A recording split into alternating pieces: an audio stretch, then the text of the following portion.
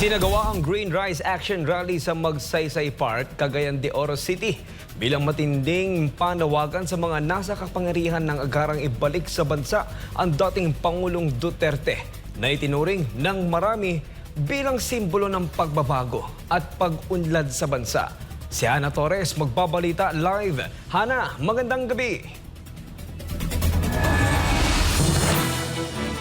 Yes, magandang gabi rin po ka-partner Kyle. Nagsanib para sa ang kampanya ni Pastor Apollo Kibuloy at ang mga taga-suporta ng PDP Laban upang isagawa ang makasaysayang Green Rice Action Rally sa Magsaysay Park, Divisoria, Cagayan de Oro City. Isang pagtitipon na puno ng pagnanasa at layuning iparating sa mga nasa kapangyarihan ang malakas na panawagan. Ibalik na si Pangulong Duterte sa bansa. Bring him home. Ang sigaw na tumago sa bawat sulok ng Magsaysay Park, Divisoria, Cagayan de Oro City.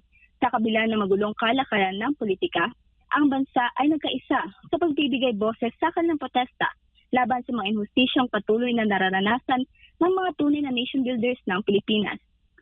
Nagkaisa ang mga kalahok sa simpleng pagkilos ng pagsuot ng grinding berde bilang simbolo ng kanilang walang kapagurang panawagan na ibalik na sa bansa ang dating Pangulong Duterte na itinuturing nilang pangunahing tagapagtaguyod ng pag-unlad at kapayapaan. Samantalang may ilang mga naghayag ng kanilang pagkadismaya sa kasalukuyang administrasyon, isang pamahalaan na nagbigay ng pangakong magbibigay ng pag-asa, ngunit ang makaupo na, tila nabura na ang lahat ng pangarap at iniwang pangako.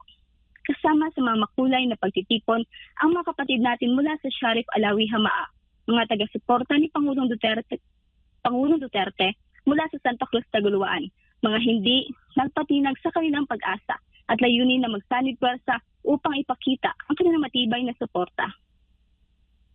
Siyempre, alam naman natin lahat buong Pilipinas na kaming mga Muslim ay kaya wala kaming hangad kundi kapayapaan lamang. Kaya narito kami ngayon sa ating kasama nating buong kapatiran dito sa siyudad ng Cagayan de Oro dahil sa hangad din namin ang kapayapaan.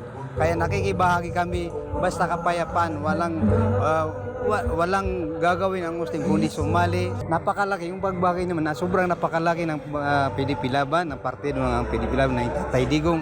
Dahil sa alam natin, ramdam na natin ang lakas ng mga tao, ang gusto ng mga tao na dito talaga makikita, dito talaga matagpuan sa partidong PDP Laban ng mga lady rato, mga leaders na tunay na may puso at may malasakit sa mamamayang Pilipino.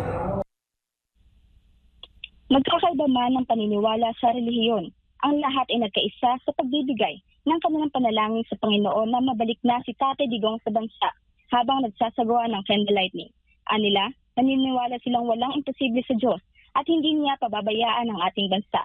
Sa ngayon, patuloy na dumarami ang nagpapahayag ng suporta sa dating Pangulong Duterte at PDP Laban Senatorial Slate dito sa Cagayan de Oro City.